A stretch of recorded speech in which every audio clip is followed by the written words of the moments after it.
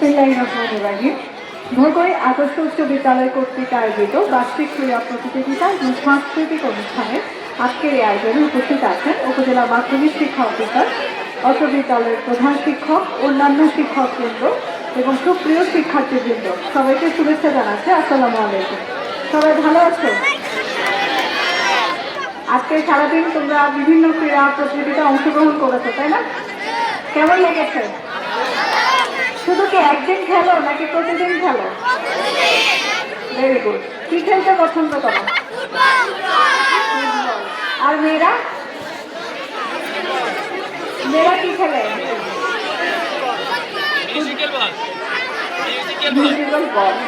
ক্রীড়া শিক্ষক আছে? আপনি এখানে মেয়েদের জন্য কি খেলার ব্যবস্থা করেন? হ্যান্ডবল হ্যান্ডবল তো দিতে পারেন। তো হ্যান্ডবল দিতে পারেন। শীতকালে ওরা ব্যাডমিন্টন খেলতে পারে, ইনডোর গেমসগুলো দেয়। আর যেটা জরুরি সেটা হচ্ছে শরীরচর্চা করান কিনা। আচ্ছা, পিটি প্যারেড হয়, ঠিক আছে।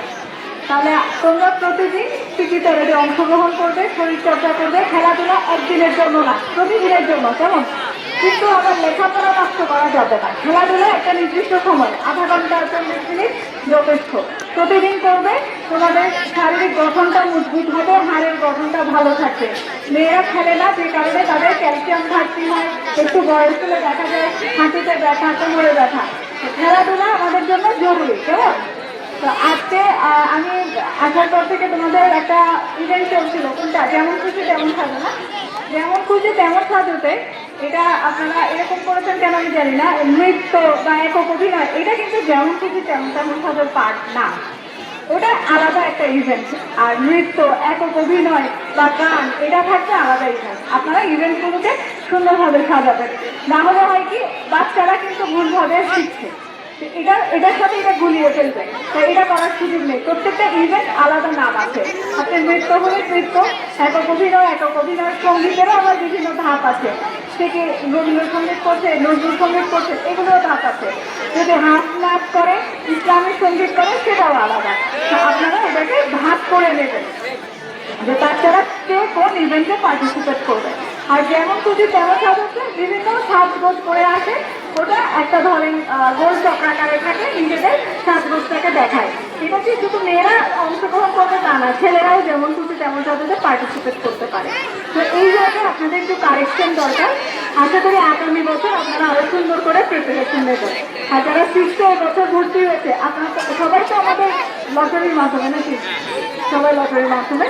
তো এখানে তো 3টা উপজেলার একটা বলা যায় সংযোগ স্থল।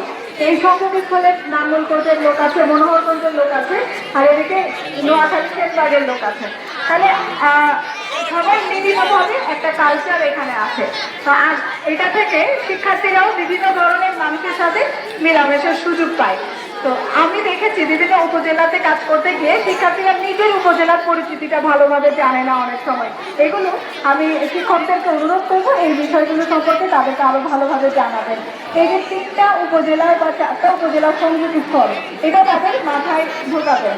এবং ছেলে শিক্ষার্থীদের সংখ্যা বাড়ানোর জন্য আপনারা যারা অভিভাবকরা আছেন তারা হোম ভিজিট করবেন। একই সাথে আপনারা ছেলে শিক্ষার্থীরা কেন ধরে পড়ছে সেটা একটা গ্রহণযোগ্য কারণ বের করে এটা সমাধানের উপায় করতেন, প্রধান শিক্ষকের সাথে বলতেন। এবং আমি আশা করবো নিয়মিত আপনারা অভিভাবক সমাবেশ করবেন। আর আজকে যারা পুরস্কার পাবে তাদেরকে অভিনন্দন, আর যারা পুরস্কার পাবে না তাদেরকে অগ্রিম শুভেচ্ছা, তারা যেন আগামী বছর পুরস্কার পায়। ধন্যবাদ সবাইকে। সবাই সুস্বাস্থ্য ও দীর্ঘায়ু কামনা করে শেষ করছি। আসসালামু আলাইকুম।